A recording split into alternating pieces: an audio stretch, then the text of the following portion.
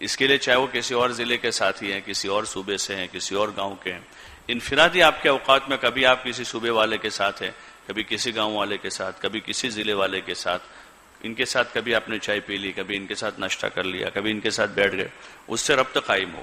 لیکن یہ ربط جو ہے دوستی کے لیے نہیں کرنا ہے. دوستی تو مضر ہے. شاید آپ صلی اللہ علیہ وسلم نے کسی موقع پر فرمایا کہ اگر دنیا میں کسی سے دوستی کرنے کا حق ہوتا تو میں ابو بکر سے دوستی کرتا. کس سے دوستی کرتا؟ لیکن دوستی صرف اللہ سے. کس سے ہے؟ لیکن ملتے جلتے دنیا میں روابط بنانے پڑتے ہیں، ملنا جلنا. لیکن ملنا جلنا مفید اس وقت ہوگا جب یہ اللہ کے لیے ہو، دین کے لیے ہو. اگر اس میں سے اللہ نکل گیا، دین نکل گیا، تو پھر یہ نقصان پہنچائے گا.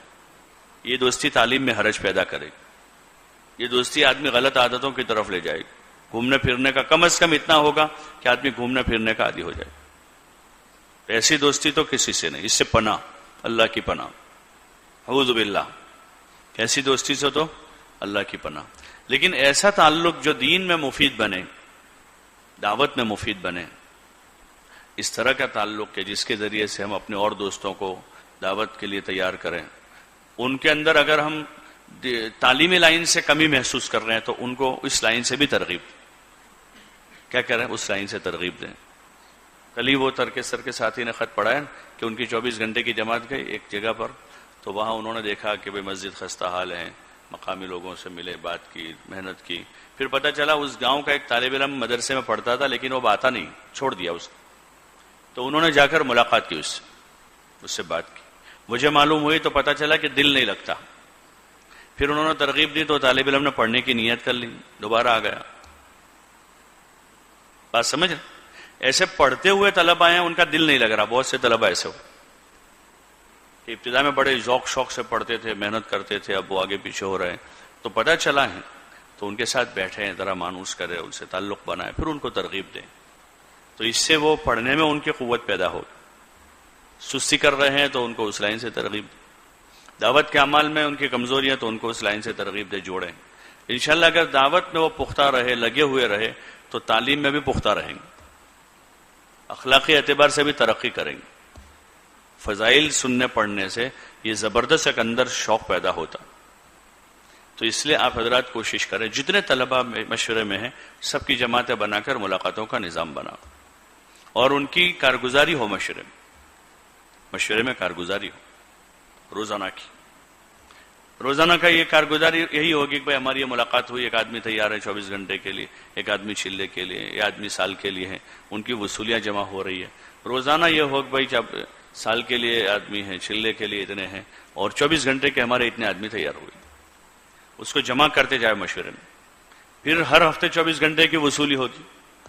جمعرات کو جانا ہے، بدھ کے دن تفقد کر لیں. کچا پکا ہے، کوئی پکا تھا لیکن آگے پیچھے ہو رہا ہے تو اس کو ذرا موقع مل جائے گا سمجھانے. نئے بھی تیار ہو جائیں گے تو بدھ کے دن تفقد کروا لیں، اور ہر ہلکے والے اپنے ہلکے میں کر لیں تو کام آسان رہے. اور وصولی کا موقع ہے اب تو جمعرات کو آپ پھر فکر میں آ گئے، دوپہر کی چھٹی کے فوراً بعد ان کو جمع کرنا ہے. مشورے سے 2-3 آدمی طے کر لیں جو ان کو جمع کر لے، ان کو بٹھاوے، ان سے روانگی کی بات کریں.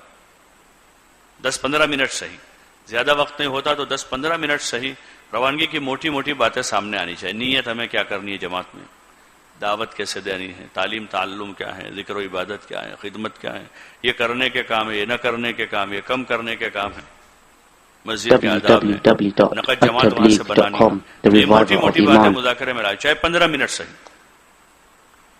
زیادہ وقت نہیں ہوتا ہے لمبی بات کرنے. اور پھر ان کو روانہ کرے جماعت کہ وہ اپنے برتن لے کر جاویں، اپنی جان مال لگانے کی نیت سے جاویں، اشراف لے کر نہ جاویں. کیا لے کر نہ جاویں؟ اشراف لے کر نہ جاویں. وہاں جانے کے بعد سوال نہ کریں. وہاں جا کر یہ بھی ایک مشق ہے. یہ کیا ہے؟ ایک مشق ہے کہ آدمی اشراف سے بھی بچ رہا ہے. یہ بہت اعلیٰ درجے کی بات ہے. بڑی محنت کے بعد آدمی اس مقام پر پہنچتا ہے کہ آدمی اشراف نفس سے بھی بچے. تو اس کی مشق ابھی سے ہے. سوال نہیں، اشراف نہیں، اپنی جان مال لگانا. ہمارے پاس جو آتا ہے اپنے خرچے کا اس میں سے لگا. اس لیے ہر علاقے والے اپنے ضلع کے ذمہ داروں سے کچھ بستیاں لے لیں اور ایسی بستیاں ہیں جو کمزور ہیں. تو اس سے یہ ہوگا کہ ہماری 24 گھنٹوں کی جماعتوں سے مدرسے کے قرب و جوار میں جو مسلمانوں کے دیہات غیر آباد ہیں، جہاں ضرورت ہے، آپ لوگ جاتے رہتے ہو، چلوں میں بھی گئے ہو تو آپ کو پتا ہے کیا حالات ہیں لوگوں کے، کلمہ یاد نہیں ہے. 100 لوگ ہیں مسجد میں آنے والے 2-3 ہیں جو بنیادی فرائض ہیں، کلمہ نماز بنیادی چیزیں ہیں. تو ہم ایسی بستیوں میں جائیں گے تو وہاں لوگوں کا کلمہ نماز ہمارے ذریعے سے صحیح، ہمارا ذہن اس طرف جائے، سہولت کی طرف ہم نہ سوچیں کہ سہولت میں تو ہم رہتے ہی مدرسے میں ہفتے بھر اللہ کا فضل ہو گیا. اب تو مدرسوں میں کھانا وقت پر ملتا ہے، بیت الخلا وغیرہ قریب میں ہیں، کمرے اچھے مل رہے ہیں، لائٹ کا بجلی کا انتظام ہے. 15 دن میں ایک مرتبہ 24 گھنٹے میں ہم ایسی بستیوں میں جاوے جہاں چاہے سہولت کے اعتبار سے کمی ہے لیکن وہاں مسلمان آباد ہیں، ان کو کلمہ یاد نہیں ہے، نماز کی پابندی نہیں ہے، ان کے بچوں کی تعلیم تربیت کا نظام نہیں ہے. ہم لوگ آتے جاتے رہیں گے، تعلق بنے گا، ان کا کلمہ صحیح ہوگا، نماز کا شوق پیدا ہوگا، ان کی تشکیل کریں گے اور راہ خدا میں نکلیں گے 3 دن لے کے، چلہ لگائیں گے، ان میں سمجھ پیدا ہوگی. کیا پیدا ہوگا؟ ان میں سمجھ پیدا ہوگی. ان کے بچوں کی تعلیم کے بارے میں ان کو فکر مند کریں گے. اگر گاؤں میں مکتب ہے تو ان کو ترغیب دیں گے، ان بچوں کو لے جا کر مولانا سے ملاقات کروا دیں، یا مولانا سے کہیں گے ذرا آپ دیکھیں. اس گاؤں میں اگر مکتب ہی نہیں ہے تو پھر جو لوگ مکاتب کا انتظام کرتے ہیں، مدارس والے یا اور تنظیم والے جو مکاتب کا نظام، ان لوگوں کو متوجہ کر دیں گے کہ فلاں جگہ ہم جماعت میں گئے تھے، 5 گھر ہیں، 7 بچے ہیں، 8 بچے ہیں، وہاں مکتب کا نظام نہیں ہے، تاکہ وہ مکتب کے نظام سے جڑ کر بچوں کی تعلیم کے بارے میں فکر مند ہو جائے. تو یہ اس وقت ہوگا جب ہم ان دیہاتوں میں جائیں گے. اس لیے طے کریں انشاءاللہ کہ ایسے دیہاتوں میں کام کریں گے. کرو گے انشاءاللہ؟ آپ میں سے کون نیت کرتا ہے کہ انشاءاللہ ایسے دیہاتوں میں جماعت لے کر جائیں گے؟ گھبراوے نہیں، ہمت سے جاوے، کام وہیں سیکھنے کو ملے گا، ہمت کھل جائے گی، ڈر نکل جائے گا اندر سے. جو اندر ڈر ہے نا کیا ہوگا کیسے ہوگا، سارا سہم ختم ہو جائے.